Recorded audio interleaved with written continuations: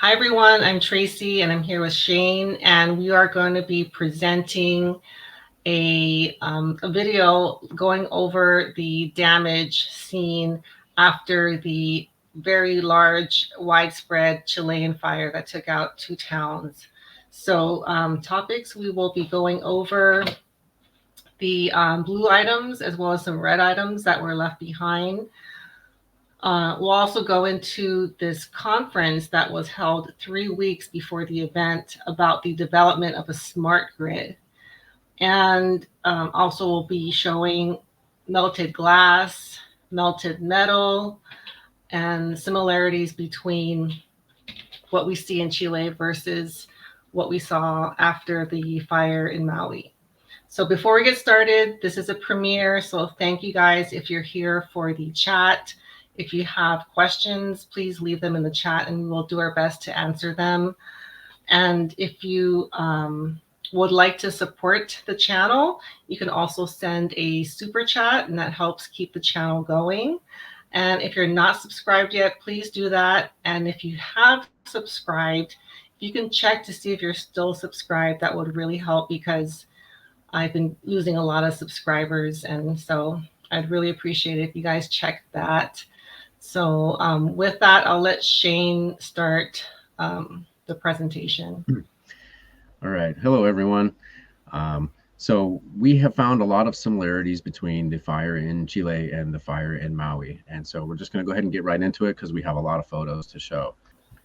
All right. So here we have a swimming pool and a canopy in Chile that has survived the fire when everything around it was burnt. You'll notice that the color of the swimming pool and the color of the canopy is both blue. The canopy does have white stripes, but the blue seems to have insulated it. And the swimming pool is also blue and appears to have been insulated. So now we're going to jump to a car that has been completely burned out. And you can see that there's actually a wooden pallet sitting next to the car. And about 3 feet from the car, the wood goes from completely burnt to completely unburnt in a practically straight line that looks like it was a radiative heat source that originated with the car itself and terminated at about 3 feet from the car. Also notice that on the right passenger side of the car, there is one of those large 3 to 5 gallon polycarbonate bottles that is also blue. It may have been placed there after the fire, but it may have been sitting there prior. So if that's the case, then we have another example of blue plastic that has survived what would have been intense heat if it was actually heat. All right, so now we're going to take a look at this palette, and you can see how the wood goes from completely burned on one side to completely unburned on the other, which is really only going to happen in the case of a radiative heat source. All right, so we also have aluminum from a car that has melted, and this is posted by India Today, and this was actually the engine block of the car. That's why there's so much aluminum that has run like a river. It was probably 2,700 degrees Fahrenheit to liquefy both metal and glass. Here we can see more aluminum running in a river downhill. And to completely liquefy aluminum like this would require well over 1,200 degrees, perhaps close to 2,000 degrees Fahrenheit. Here's another car that has been completely burned out, and you'll notice that even the aluminum door handles are missing, the aluminum rims are missing, and the back window appears to have fallen out and melted across the back of the trunk. It almost looks like it's draped across as if it was a throw rug. All right, next we have another car here in Chile. This is the one that was sitting next to the pallet, and you can see how the rims and everything have been completely melted into puddles, and the paint has been completely fried off.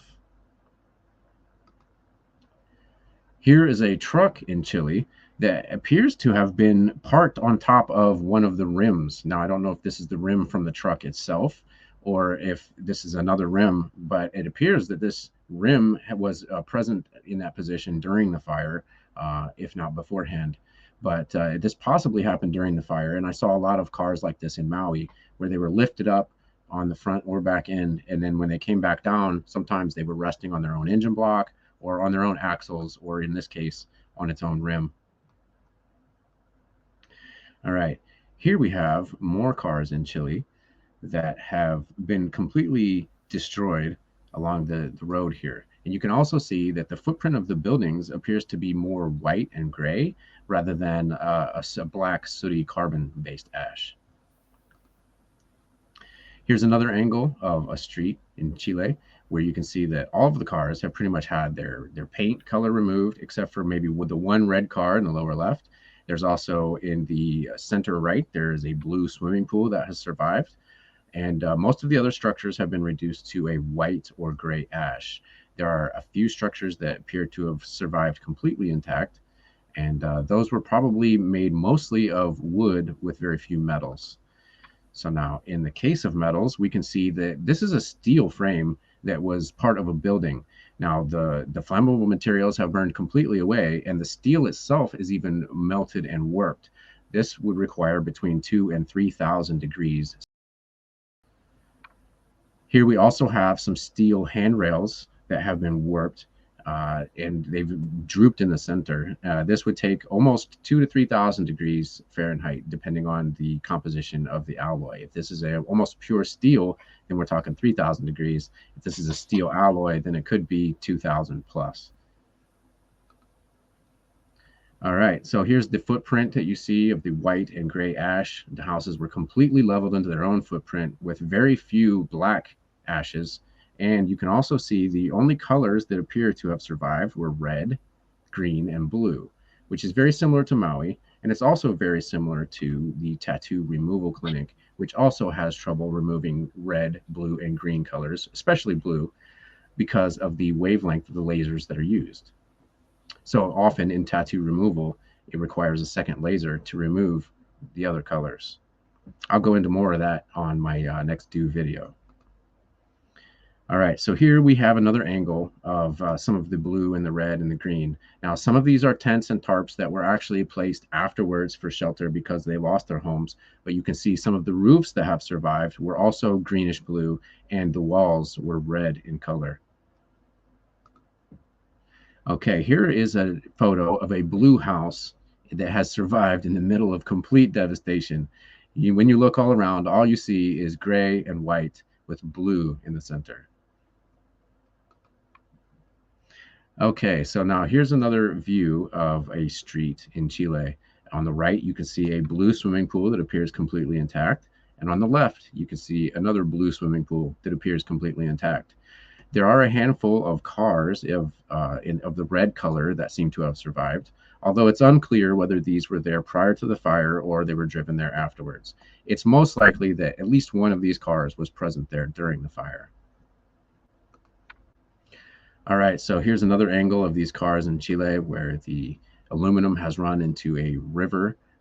It seems to have been liquefied to the point of running liquid, which would require well over 2,000 degrees, even though the melting point of aluminum is 1,200. 1,200 only softens aluminum, but to get it running in a liquid like that, it requires about 2,000 degrees.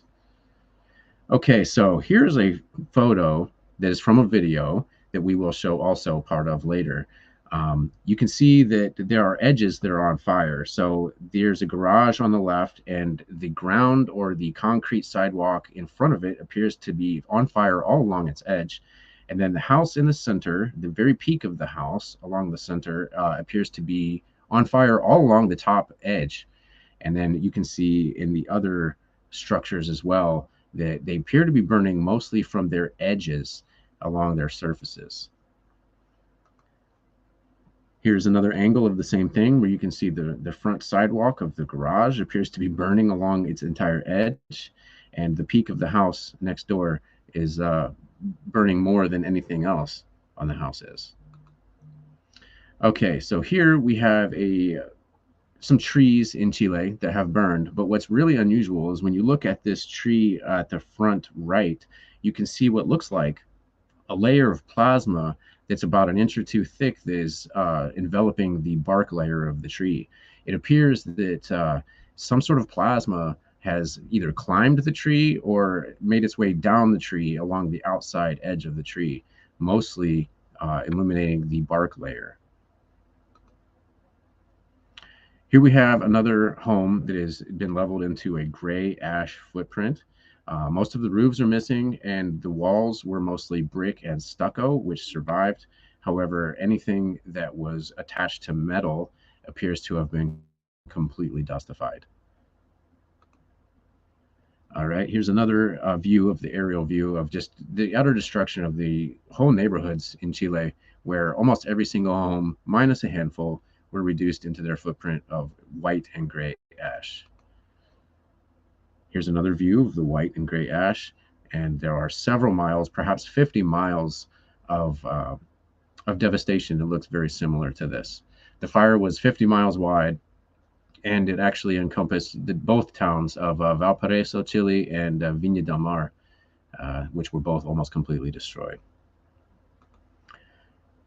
Here we have the current Chile president flying in a helicopter, viewing the fire damage. He was actually there probably within a day or two, and he declared a state of emergency. Here's another view of him watching out the window, and yet another. He's sitting here watching the fire. Shane, Chilean. is this the one that accidentally No, died? no, this is actually the current president, and I am actually going to cover that in this video as well. Okay. So, yeah, sit tight. We're going to get there. Okay, so one thing I noticed is that a lot of propane tanks and even other tanks as well had survived. So oxyacetylene, carbon dioxide, propane, they all seem to have mostly survived, which is kind of telling because they are actually very well designed. They're designed to try to withstand fires, and it looks like most of these have, actually withstood the fire. Um, the fact that so many tanks did so well indicates to me that the fire was only on the surface of objects and not necessarily very deep. So the fire didn't actually penetrate very deep into thicker objects or metallic objects or into the ground itself, unless there was metal to conduct it. Okay, so here we have a hillside next to some resort hotels, and the fire burned all the way up to the right to the edge, and it spared the resort hotels, which seems to be a pattern not only in Maui, but in Chile and elsewhere. Here's another view of some resort hotels where the fire burned on the right toward downhill towards the middle of the photo, and it stopped before it reached the resort hotels. There actually is a building here just to the left of the highway at the bottom of the photo that is slightly burned, but it's the only one that had took any damage on the left side of the highway. All right. Here we have some more of the devastation. You can just see how everything's leveled and it's mostly white and gray with very little black ash. Again, another view of the hillside, complete devastation, but where's the carbon? Where's the black? Here's some black and gray, but there's so much white and gray as well that it appears to be a different kind of fire. There's another view. And then here's a view of a car. Look, it almost looks like a volcanic eruption with all of this white and gray ash. It doesn't look like combustive ash, which would leave carbon soot behind. And then here's a view of a home where they're shoveling out the ash. You can see the brick and stucco walls have survived, and some of the metal frames have survived, although melted, and everything else was reduced to a fine dust that had to be shoveled away. Yet another view of the utter devastation. There were some structures that survived. Most of those were comprised mostly of wood with very few metals. Yet another one of the white and gray ashes. Most of the stuff that was reduced to ash was also in proximity to metals, and the wood that survived was usually wood that was sitting by itself. Here's another view. You can see the white and gray ashes, and you can see that most of these cars were probably driven there by the people who were visiting their homes, although there are a few red and blue cars that seem to have been available to be driven. All right, so now we're going to switch gears, and we're going to go to the reason why some of this is happening. So in Vina Del Mar and in Valparaiso, they had smart city business headquarters, and their smart city headquarters was located in Vina Del Mar in Chile. Also, a few weeks before the fire, the energy institutions held a smart grid conference, very similar to Jump Smart Maui, which was held on the island of Maui. And this is all about the smart grid infrastructure being updated to account for all of the new smart city plans that are going into effect. All right. So now we've got Chile is actually the leader of South America when it comes to smart city application deployment. So between the various countries of South America, Chile actually leads the way when it comes to deployment of smart city applications. Not only that, Chile also leads the world in lithium production, which is also another reason that it's very lucrative for the powers that be to have control over this area. It also shares that in common with Hawaii as well, and Hawaii is also known as a very rich lithium deposit area. So previous to this disaster, Chile's previous president had declared that the lithium be nationalized. And so he wanted Chile's government to control the lithium resources. However, there's a private company called Albemarle, which is actually the world's largest producer of lithium, and they are the largest producer of lithium in Chile. And this plan to nationalize the lithium industry would have cut into their profits, and so they probably would have done anything to prevent that from happening, including arranging for Chile's former president, Sebastian Pinera, to die in a helicopter crash just on February 6th of this year, right after the fire. So now we have a few videos that we're going to go to, and I want to show this is it's a video from a still that we had seen earlier, and you can see how the fire is igniting mostly along the edges and top surfaces of these structures as if they were irradiated with heat from above. You can also see this here as the house below. The peak of the house and the side edges of the house appear to be more energized than the bulk material of the house itself, as well as on the lower left, the whether it's a driveway or sidewalk, or maybe it's the top of a fence that's in front of that garage there, appears to be energized all along the top edge of the fence itself. Here we have a tree in Chile that every leaf appears to be equally energized at the same time. And you don't see combustive flames leaping from leaf to leaf. It almost appears as if the fire is coming from the inside of the branch out. And each leaf is illuminated almost as if it were at the end of a fiber optic cable. All right, so now we have a blue house in Chile that was one of the only things that survived in this neighborhood. You can see as he pans around, there's destruction everywhere, except for the blue house appears to be relatively untouched. All right. I'm going to hide that photo, and then we're going to go to another photo here, or another video here. So now this is a slow motion of a small fire NATO that was caught in Chile. And you can see it's hard to see from the in a normal speed, so I slowed it down, and you can see it's a very narrow, almost like it's caught in a beam that goes up towards the upper right corner of the screen. Now this one is not super convincing, so I'm going to loop it a little bit before I show the next one, which is actually much easier to see. All right, so here we go. This is another fire NATO in Chile, and you can see just left of center how narrow and how long it actually is, as if the smoke and fire and heat was contained within this very narrow updraft or beam, if you will. All right. And so that's all I have for right now on the Chile fire similarities with Maui. But as we can see, there's a lot of things that are similar. It appears that, blue things survived. Everything was reduced to gray ashes. And they also had fire NATOs as well. Back to you, Tracy. All right, thanks, Shane. All right, so if you're in the chat, if you're here for the premiere, thank you so much for joining us. And the next video will be coming up is going to be about energy weapons, right? Mm-hmm. So about this time next week, maybe towards the end of the first week in March, that will be coming up. And I think that's going to do it. So thank you so much, Shane, for putting that presentation together. And we will see you all soon. Bye. Bye.